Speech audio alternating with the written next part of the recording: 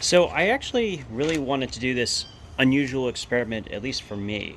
I wanted to find a variation of a Swiss Army knife that I could carry instead of a folder, but not with a pair of pliers, right? Basically looking for kind of the right combination, pocket clip, locking blade, etc., etc.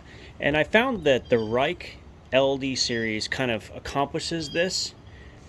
Now in this case, I've actually gotten the wrong one sent by eBay. They didn't send me the right one. I'll take care of that. But while I have it, I figure we do a couple of tests so I can learn something about this tool before I send it back. So stay tuned and we'll take a look at this really neat little multi-tool, or I should say pocket knife. So let's take it out of the box. So it comes with a very nice box, actually. Kind of has that kind of cell phone feel to it compared to what I see a lot of times with pocket knives. Even Victorinox doesn't have boxing that's this nice. So let's get this out of the way. So no, we're not going to take the tag off or anything like that. Well, I wanted you guys to take a look. This is the LD-51B. Now, it's the wrong one. It's supposed to be the one with the locking blade, but the blade here is beautiful. And I figure since we'll do it, we'll check and see how sharp it is right out of the box. That's very, very sharp. In fact, that's sharper than pretty much most knives that I get. So really nice there. Now remember, they didn't know that I was doing any reviews for this when they sent this to me. In fact, they messed it up. So there's two basic tests that I really wanted to know. I was unsure about the scissors, and if the scissors are good, sorry about all the birds, guys. If the scissors are good, then we have something on our hands that I think is really excellent. Now, initially I thought, okay, this would be an annoyance with this type of scissor where it has a moving bar, but this piece here actually stays in the same position, so I don't think it's much of a concern. Whoa. So I just need to put a little bit of pressure. But wow. Okay, that's really good. Really, really good. That actually cuts very, very well. Okay, wow. I'm actually kind of surprised. I did not see that coming. But that is a huge milestone for me, at least on a multi-tool, because Leatherman can't do that. Like, there's only one Leatherman scissor that actually cuts like that, and that is the Surge. Only the Surge cuts that good. Everything else that they've made has been pretty mediocre, including the Micra. Actually, the Micra is one of the worst in my testing. So even though I also really like these back spacers, really pretty. Stainless steel, so they don't use a lot of aluminum in this. I think it's even stainless steel liners, which is why this is such a heavy tool, but it's also quite thick. Each layer is very, very thick as well. So actually not a bad thing. This is a very robust blade. And this is a non-locking variant, obviously, but they do have a locking variant of this knife. Now, I don't necessarily want a 5-layer knife. So the reason I got the 5-layer was that I was planning on finding a way to use the Phillips and putting it into the placement of this unusual safety cutter.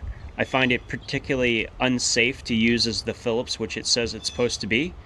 And if I can get this Phillips into that slot and remove the plier slot completely, which I don't think is particularly useful, then this would be almost a perfect tool. That's assuming, of course, that it has the one-handed blade and it still has the pocket clip. So it has a deep carry pocket clip. It has all the functions that I'm looking for were it to have the locking blade. And then it would probably still be pretty heavy, but it would cover quite a lot of functionality for me, including the safety features such as a glass breaker, which are fairly unusual. The last thing I want to specify here, and I didn't get a chance to play with, this is the best pair of tweezers I have ever seen in a multi-tool or a pocket knife. Very, very, very, very robust compared to some of the thin ones that you get. What I would probably do is just sharpen the edges ever so much to kind of get them to come together even better so you can really rip with them, if that makes sense. A lot of times when I use a pair of tweezers, I need to rip skin, and the tweezers do that. So really, really nice pair of tweezers going in there like that. The rest is pretty self-explanatory. So underneath, man, these birds are killing me. I'll have to turn that down. We have Phillips. My goodness, guys. And of course we have the awl hiding under the scissors, which is actually an awesome inline awl. So that's one of the better functions as well. So really happy about the location and the sharpness. I mean, these are crazy sharp, these, like really sharp. It's not going to do that, but you get my point. It's just really sharp. So, and the cool thing about it is that with the scissor closed, I mean, this isn't going to close on your hand. It just can't, because it gets stopped, which is really nice. I like that a lot. Even the 93mm Vic, the Pioneer series, that I've had one of those close on my hand. It wasn't a fun feeling, and that's one of the reasons why I'm not so keen on this thing. That's like a disaster waiting to happen. So all in all, the quality is really high. I should also mention that the steel is Sandvik steel. This steel, in fact, is made by the exact same company that makes the Victorinox steel. In fact, Victorinox asked the company that makes this steel to design it for them. The Ruike, the Sanrenmu, and the Boker, they all use the identical steel. In fact, it's from the same company and the same make and so on as the Victorinox. So that's pretty much a wash as far as quality is concerned. I'm actually really quite impressed by the quality and fit and finish of this tool. And it's a heavy one, very, very heavy, but I think with the right combination, it can be a replacement for a lot of the functionality, especially now that we know that the scissors are that good. And that's a huge thing. So scissors are excellent. Blade comes screaming sharp out of the package. The saw is as good as I would expect. Exactly the same push and pull saw that you find in a standard Vic. Nice and long, by the way. Very long, which is huge. I would definitely like to see what the rest of these look like. I especially want to see one with a locking blade. Once I get the locking blade, then we'll be able to talk a little bit more. But in the meantime, I'm going to send this back, but I wanted to do a quick look at it before I put it back in the box to send it back to the person who I purchased this from. Very cool. So anyway, you guys have a good day.